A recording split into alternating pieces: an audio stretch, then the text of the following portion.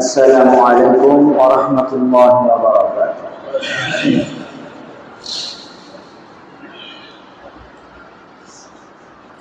الحمد لله نحمده ونستعينه ونستغفره ونعوذ بالله من شرور أنفسنا ومن سيئات أعمالنا ونشهد أن لا إله إلا الله وحده لا شريك له ونشهد أن سيدنا وسندنا وحبيبنا وحبيبنا ومولانا محمدا عبده ورسوله أرسله بالحق بشيرا ونذيرا وداعيا إلى الله بإذنه وسراجا وقمرا منيرا.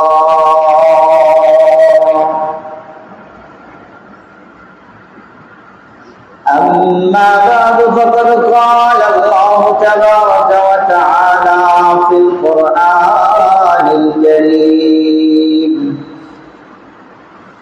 أعوذ بالله من الشيطان الرجيم. بسم الله الرحمن الرحيم.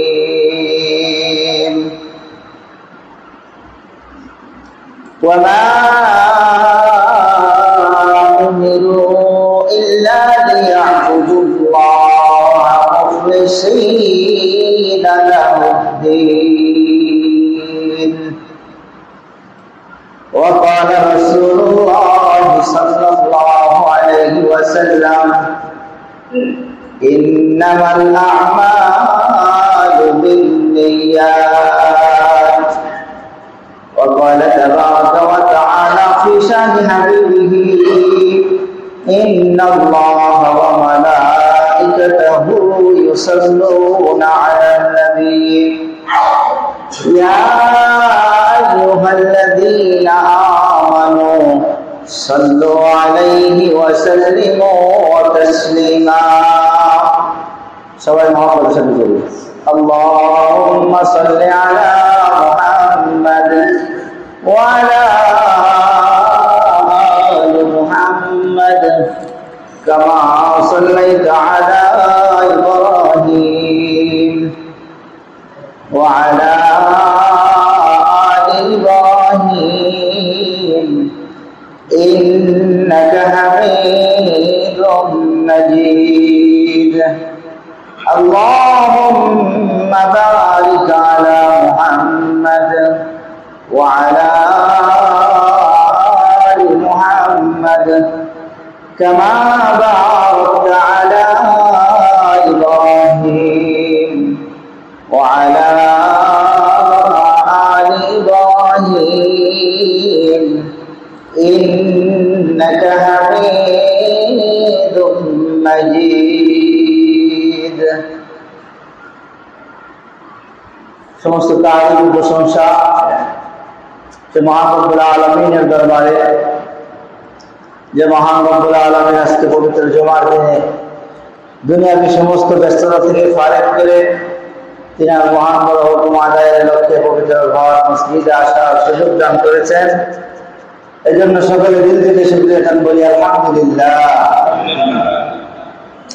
অতঃপর লক্ষ্য করে দরুদ সালাম আদায় আমরা মদিনা দুলালে আমিনা আহমদ মুস্তাফা মুহাম্মদুর রাসূলুল্লাহ সকলে বলি সাল্লাল্লাহু আলাইহি ওয়াসাল্লাম।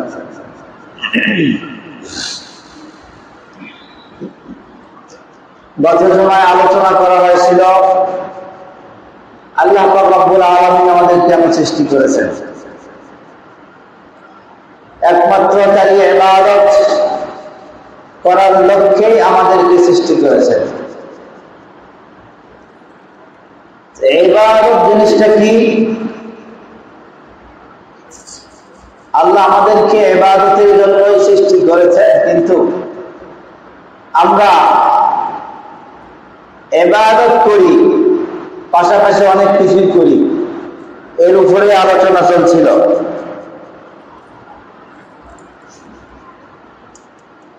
তো বুঝতে হবে ইবাদত জিনিসটা কি। আমরা আমাদের যে ধারণা, আমরা মনে করি বড় বড় কয়েকটি নামাজ, রোজা, হজ, যাকাত, সদকা, কুরবানি, এই সবই বলা হয় ইবাদত। এর বাইরে আর কোনো ইবাদত নাই। তো ইবাদত বলা হয় আমার জীবনের শুরু থেকে নিয়ে শেষ পর্যন্ত যা কিছু আমি করব, যা কিছু করব, ছোট হোক বড় হোক, সব কিছুকে যদি আমি আল্লাহর হুকুম এবং রাসূলের তরিকা অনুযায়ী করি, তাহলে সেটাই আমার ইবাদত বলে গণ্য হবে। আমি খানা খাচ্ছি আমার প্রয়োজনে, এই খানা খাওয়াটা যদি আল্লাহর হুকুম অনুযায়ী হয়, রাসূলের বাতলানো পদ্ধতি অনুযায়ী হয়, তাহলে আমার খানা খাওয়াটাও ইবাদত বলে গণ্য হবে। আমি আমার হাজত সারার জন্য টয়লেটে গেছি, এখানেও আমার ইবাদত। যদি আমার কোরআন হাদিসের অনুসারে আমি আমার হাজতটা সারি, তাহলে সেটাও আমার ইবাদত বলে গণ্য হবে। আমি আমার প্রয়োজনে রাত্রিবেলা ঘুমিয়ে যাই, এই ঘুমটাও আমার ইবাদত বলে গণ্য হবে, যদি এই ঘুমটা আমার আল্লাহর হুকুম এবং রাসূলের পদ্ধতি অনুযায়ী আমার ঘুমটা হয়। তাহলে এক কথাই আমি যত কাজ করি, সব কাজের মধ্যে আল্লাহর হুকুম দেখতে হবে, রাসূলের তরিকা দেখতে হবে। আমি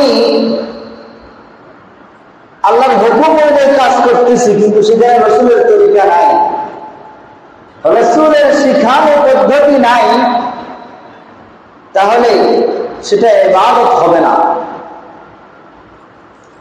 অথবা রাসূলের শিখানো পদ্ধতি অনুযায়ী আমি কাজ করতেছি, কিন্তু আল্লাহর হুকুম নাই, সেখানে ইবাদত হবে না।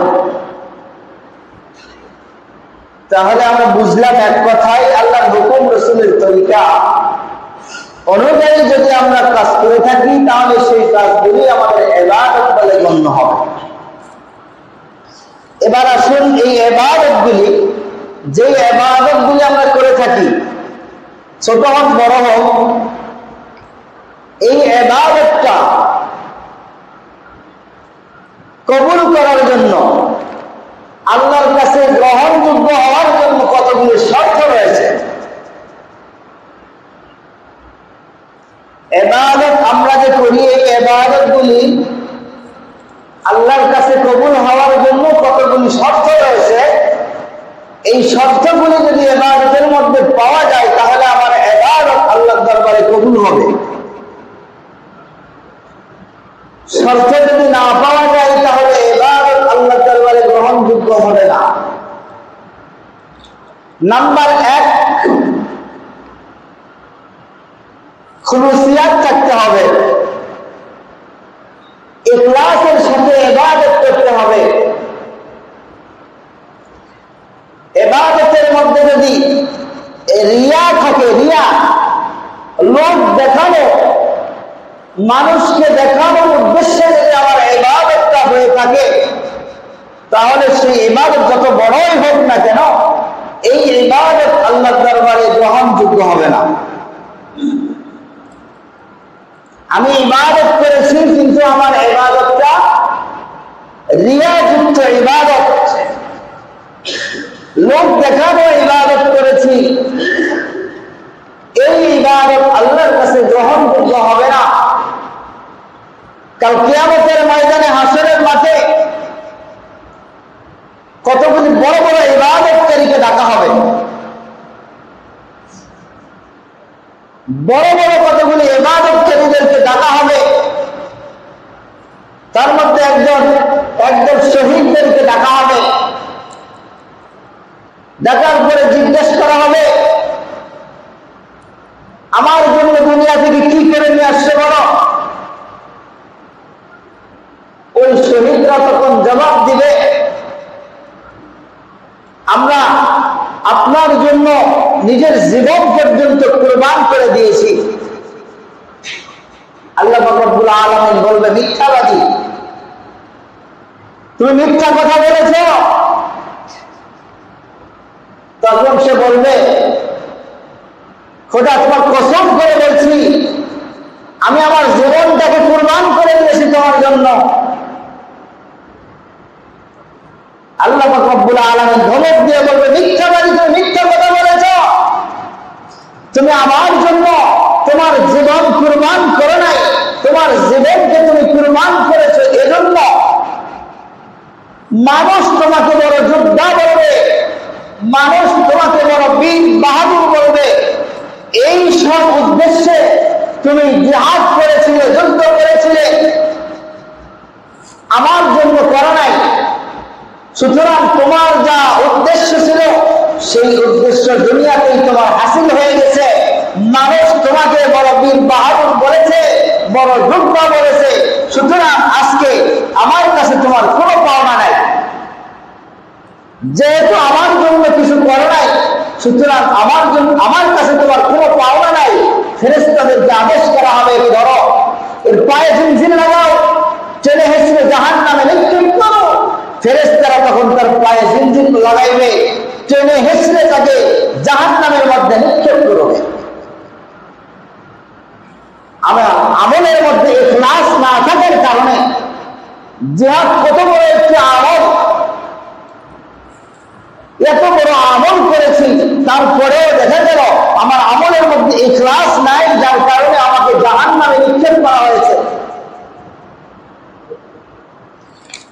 এরপরে বড় বড় ইবাদতকারীর মধ্যে আরেকজন ইবাদতকারীকে ডাকা হবে। ডাকার পরে জিজ্ঞেস করা হবে, এই বান্দারা বলো, আমি আল্লাহর জন্য তোমরা কি করেছো বলো। তারাও এভাবে বলতে থাকবে, আল্লাহ দুনিয়ায় থাকা অবস্থায় সারা দিন রোজা রেখেছি, সারা রাত্রে জাগরণ করে ইবাদত করেছি, নফল নামাজ পড়েছি, কোরআন পড়েছি, তাসবিহ তেলাওয়াত করেছি, ইবাদতের মধ্যে সময় কাটিয়ে আসছি। আল্লাহ পাক রব্বুল আলামিন বলবে, না, তুমি মিথ্যাবাদী, আমার জন্য তো কিছুই করো নাই। যা কিছু করেছ মানুষকে দেখানোর জন্য করেছ, মানুষ যারা তোমাকে বড় বুজুর্গ বলে, বড় ইবাদতকারী বলে, এই উদ্দেশ্যে তুমি করেছ, আমার জন্য করো নাই। সুতরাং তোমার এই ইবাদতের কোনো পাওনা আমি আল্লাহর কাছে আজকে নাই। ফেরেশতাদেরকে আদেশ করা হবে, এদেরকে ধরো, এদের পায়ের মধ্যে জিনজিন লাগাও, চলে এসে জাহান্নামে নিক্ষেপ করো। তাই করা হবে। ফেরেশতারা এদেরকে টেনে এসে জাহান্নামে নিক্ষেপ করবে। এরপরে বড় বড় ইবাদতকারীর মধ্যে থেকে আরো একদলকে ডাকা হবে, যারা ছিল দানশীল, অনেক অর্থ সম্পদ, টাকা পয়সা তারা দান করেছে। এরকম কিছু দানবীরকে ডাকা হবে। ডাকার পরে বলা হবে, এই বান্দারা বলো, দুনিয়ায় থাকা অবস্থায় আমি আল্লাহর জন্য কি করে আসছো বলো। তারাও এভাবে বর্ণনা দিবে যে, আল্লাহ, আমরা তোমার জন্য অনেক কিছু করেছি, আমাদের অনেক অর্থ সম্পদ ছিল, অনেক টাকা পয়সা ছিল, আমরা এসব অর্থ সম্পদ, টাকা পয়সা গরিব মিসকিন অসহায়দেরকে দান করেছি, অনেক মাদ্রাসা মসজিদ করেছি। আল্লাহ পাক রব্বুল আলামিন এদেরকেও বলবে, তোমরা মিথ্যা বলেছ, আমি আল্লাহর জন্য তো কিছুই করো নাই, তোমরা যা করেছ মানুষকে দেখানোর জন্য। সুতরাং তোমাদের আজকে আমার কাছে কোনো পাওনা নাই। একই রকম হুকুম করা হবে, ফেরেশতাদেরকে বলা হবে, এদের পায়ে জিনজিন লাগাও, এদেরকে টেনে হেঁচড়ে জাহান্নামে নিক্ষেপ করো। ফেরেশতারা তাই করবে। তো এত এত বড় বড় ইবাদত তারা করেছে, কিন্তু ইবাদতের ভিতরে এক নাম্বার কবুল হওয়ার যে শর্ত ছিল ইখলাস, এই শর্ত তাদের ইবাদতের ভিতরে পাওয়া যায় নাই, যার কারণে আল্লাহ পাক রব্বুল আলামিন তাদের জন্য জাহান্নাম ফয়সালা করেছেন। তো আমি এত এত ইবাদত করতেছি, দিনের বেলা রোজা রাখতেছি, রাত্রিবেলা নফল নামাজ পড়তেছি, 5 ওয়াক্ত নামাজ পড়তেছি, দান সদকা করতেছি, যাকাত আদায় করতেছি, কুরবানি করতেছি, হজ করতেছি, বিভিন্ন রকমের বড় বড় ইবাদত মাশাআল্লাহ আমি করতেছি। কিন্তু এই ইবাদতগুলির পিছনে যে শর্ত আছে, এই শর্ত কি আমার মধ্যে আছে কিনা? যখন আমি ইবাদত করতে যাব তখন আমাকে দেখতে হবে এই ইবাদতের কবুল হওয়ার শর্ত কি, সেই শর্ত আমার এই ইবাদতের মধ্যে আছে কিনা। যদি আমার ইবাদতের মধ্যে সেই শর্ত থাকে তাহলে সেই ইবাদতটা আল্লাহর কাছে গ্রহণযোগ্য হবে। আর যদি সেখানে শর্ত না পাওয়া যায়, কবুল হওয়ার জন্য যে শর্ত এইটা যদি না পাওয়া যায়, তাহলে সেই ইবাদত যত বড়ই হোক, যত দামি হোক, আল্লাহর কাছে গ্রহণযোগ্য হবে না। দ্বিতীয় নম্বরের শর্ত ইবাদত কবুল হওয়ার জন্য কুলু মিনাত তাইয়্যিবাতি ওয়া আমালু সালিহা। এখানে প্রথমে বলা হয়েছে কুলু মিনাত তাইয়্যিবাত, হালাল রিজিক খাও, হালাল খাবার খাইতে বলছে প্রথমে, এরপরে বলছে ওয়া আমালু সালিহা, এবং নেক আমল করো। নেক আমলের কথা পরে বলেছে, আগে বলেছে হালাল খাবার খাইতে। তার মানে আমার নেক আমলটা কবুল হওয়ার জন্য শর্ত হালাল রুজি। এবার আসুন, আমরা যে খাবারগুলি খাই, এই খাবারগুলি কি আমাদের হালাল কি হারাম, এটা আমরা যাচাই করি। আমরা কোন ধরনের খাবার খাইতেছি, আমার উপার্জনের মধ্যে, আমি যে উপার্জন করে থাকি, এই উপার্জনের মধ্যে হারাম আছে কিনা।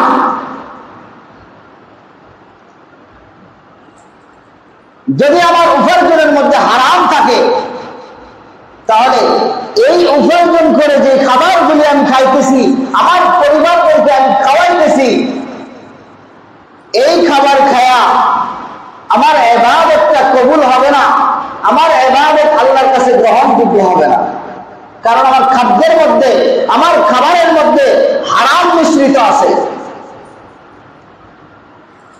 আমার ইনকামের মধ্যে সুদের লেশ আছে, আমার ইনকামের মধ্যে ঘুষের লেশ আছে।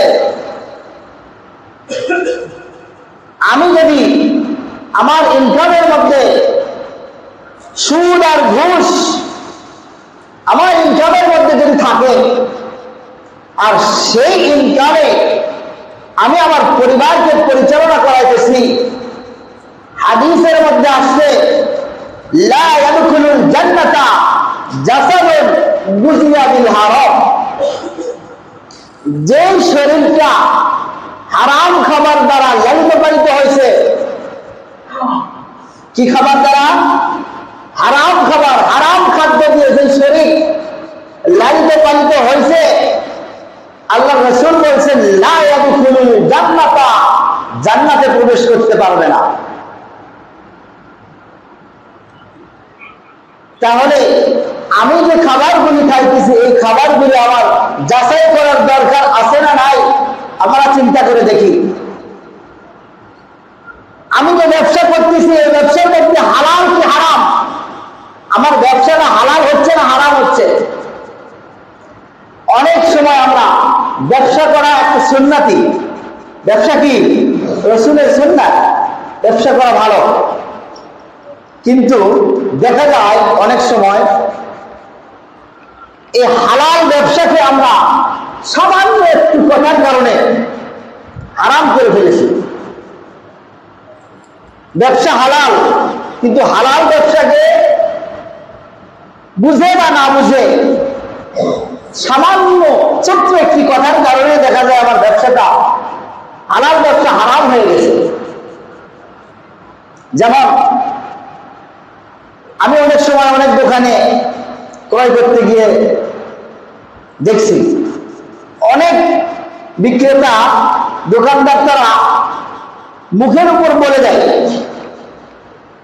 যে এই পণ্যটা আমার এই দামে কেনা আছে, বলে ফেলায় এই পণ্যের এই দামে কেনা আছে, অথচ যাচাই বাছাই করে দেখা গেছে যে তার চেয়ে আরো অনেক কমে সেই পণ্য কেনা। কারণ খরিদ্দার তো এক দোকান দেখে না, আরো 2-4 দোকান দেখে। তো যখন আমার পণ্য কিনা আছে 30 টাকায়, আমি ওই খরিদ্দারের কাছে আমি বলতেছি ভাই আমার পণ্য কিনা আছে 50 টাকা, 20 টাকা মিছা কথা বললাম। 20 টাকা না, যদি 1 টাকা মিছা কথা বলি, যদি বলি 31 টাকায় আমার কিনা আছে, আমার পুরো ব্যবসা হারাম, হালাল ব্যবসা হারাম হয়ে গেছে। ব্যবসা হালাল ছিল কিন্তু সামান্য মিছা কথা বলেছি, 1 টাকার মিছা কথা। কয় টাকা? 1 টাকার মিছা কথা বলেছি। 30-এর টাকায় 31 বলেছি, 31 টাকায় কিনা আছে, আমার ব্যবসাটা হারাম হয়ে গেল। এই জন্য আমরা আমাদের ইনকামের মধ্যে কোনোভাবেই যেন হারামের লেশ না ঢোকে। যদি হারাম ঢুকে যায় তাহলে সেই ব্যবসা, সেই খাবার খায়া আমার সেই শরীর, আমার পরিবারের যে আরো সদস্য আছে যাদেরকে আমি খাওয়াইতেছি, এই শরীর জান্নাতের মধ্যে যাওয়া সম্ভব নয়। লা ইয়াদখুলুল জান্নাতা জাসাদুন গুজিয়া বিল হারাম। আল্লাহর রাসূল বলেছে এই শরীর কোনোদিন জান্নাতে যাবে না। আল্লাহ রাব্বুল আলামিন আমাদের সকলকে আমরা যে ইবাদতগুলি করি ইখলাসের সাথে এবং হালাল রুজি উপার্জন করে ইবাদত করার তৌফিক দান করুন। সকলে বলুন আল্লাহুম্মা আমিন।